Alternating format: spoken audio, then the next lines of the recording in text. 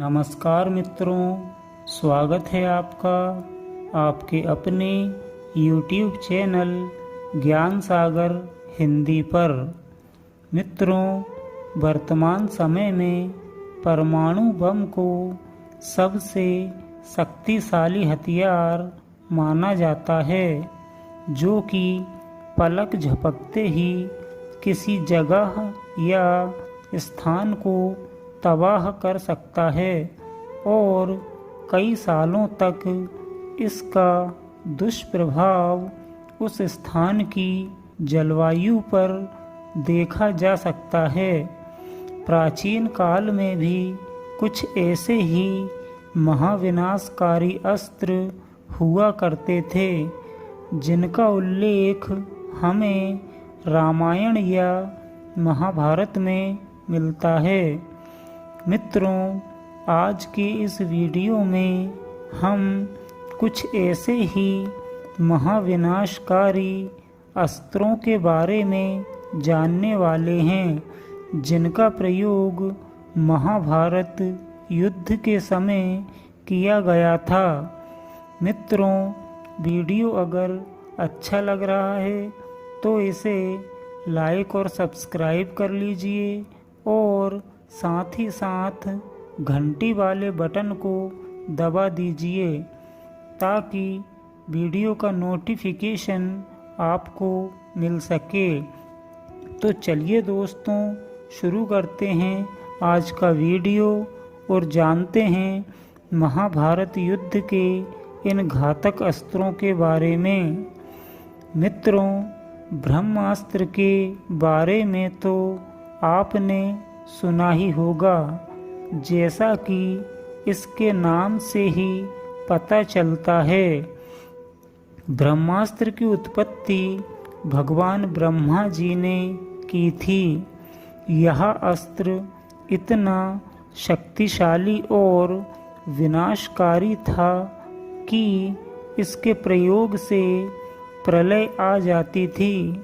जब ये अस्त्र किसी पर छोड़ा जाता था तो उसका विनाश करने की क्षमता तो इसमें थी ही, साथ ही साथ प्रकृति को भी इसके भयंकर परिणाम झेलने पड़ते थे। माना जाता है कि दो ब्रह्मास्त्रों के आपस में टकराने से प्रलय की स्थिति उत्पन्न हो जाती थी। इससे समस्त पृथ्वी के समाप्त होने का भय रहता था। ये अस्त्र इतना घातक और विध्वंसक था कि जहाँ ब्रह्मास्त्र छोड़ा जाता है, वहाँ पर 12 वर्षों तक जीव जंतु और पेड़ पौधों की उत्पत्ति नहीं हो सकती है। शुरुआत में ये अस्त्र केवल देवी देवताओं के पास ही होता था। देवताओं से यह अस्त्र गंधर्वों को प्राप्त हुआ था। महाभारत में अश्वत्थामा ने इसका प्रयोग किया था।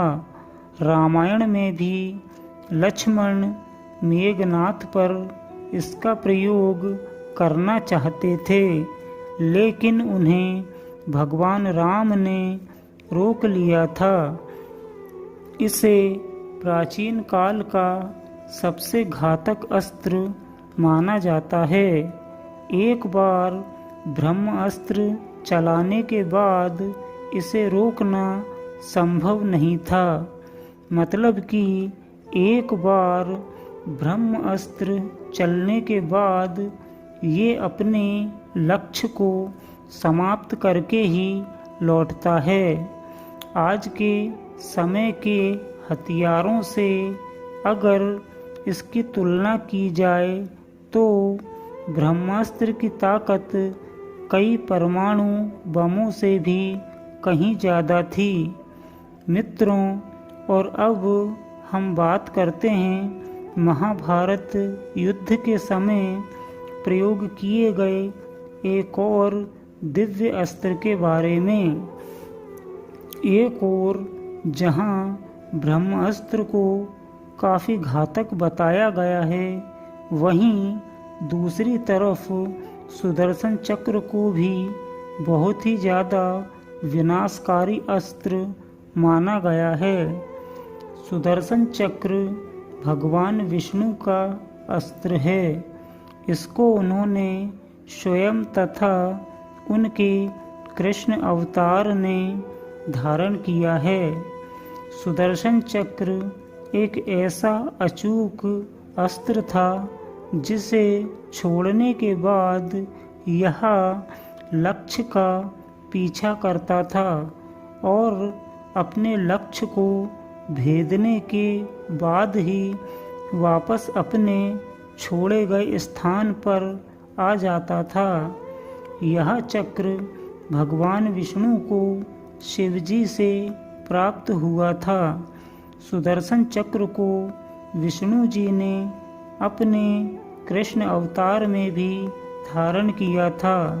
श्री कृष्ण ने इसी चक्र से अनेक राक्षसों का वध किया था। भगवान शंकर ने सुदर्शन चक्र का निर्माण किया था।